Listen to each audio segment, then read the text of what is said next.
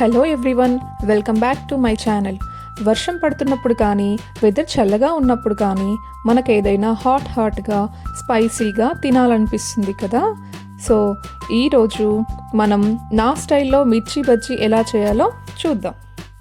ముందుగా ఒక mixing bowl తీసుకొని 1 కప్పు శనగపిండికి 1/2 కప్పు బియ్యపిండిని యాడ్ చేసుకోవాలి. బియ్యపిండిని యాడ్ చేయడం వల్ల బజ్జీలు క్రిస్పీగా వస్తాయి. ఇప్పుడు మన స్పైసీకి తగినట్టు కారము, టేస్టీకి సరిపడేలా సాల్ట్ అండ్ కొంచెం ధనియా పౌడరు, కొంచెం వంట సోడాని యాడ్ చేసి ఒకసారి కలిపి కొద్దిగా వాటర్ని యాడ్ చేస్తూ బ్యాటర్ని ప్రిపేర్ చేసుకోవాలి. బ్యాటర్ బాగా థిక్గా కాకుండా మరీ పలుచగా కాకుండా మీడియం కన్సిస్టెన్సీలో ఉండేలా కలుపుకోవాలి. మిర్చికి బ్యాటర్ మంచిగా కోట్ అవ్వాలి అంటే 2-3 మినిట్స్ బాగా మిక్స్ చేయాలి. చూసారు కదా, బ్యాటర్ కన్సిస్టెన్సీ ఇలా ఉండాలి. ఇప్పుడు బ్యాటర్ని అరగంట పాటు పక్కన పెట్టుకోవాలి. ఈలోపు మనం మిర్చిని రెడీ చేసుకుందాం. ఇక్కడ నేను బజ్జీకి యూజ్ చేసే మిర్చీలని తీసుకున్నాను. వాటిని ముందుగా బాగా వాష్ చేసుకోవాలి. ఇప్పుడు వాటిని ఒక్కొక్కటిగా తీసుకొని మిర్చి మధ్యలో చిన్న చీలికగా పెట్టుకోవాలి.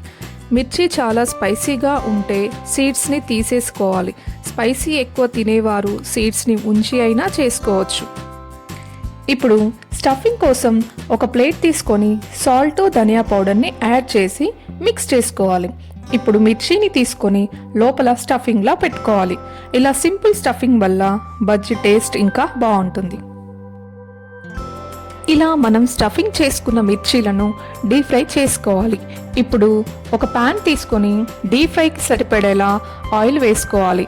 ఆయిల్ హీట్ అయ్యాక ఒక్కొక్కటిగా మిర్చిని తీసుకొని బ్యాటర్లో డిప్ చేసి స్లోగా ఆయిల్లో వేసుకోవాలి.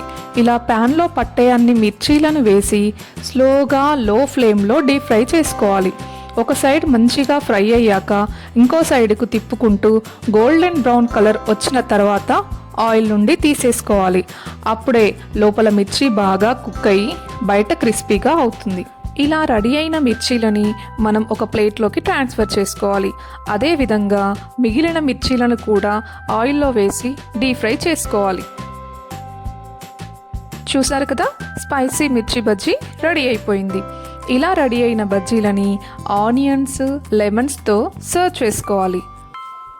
మీరు కూడా ఈ రెసిపీని ఇంట్లో ట్రై చేసి ఎలా వచ్చిందో కమెంట్లో చెప్పండి.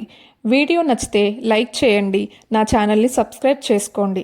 Thank you for watching.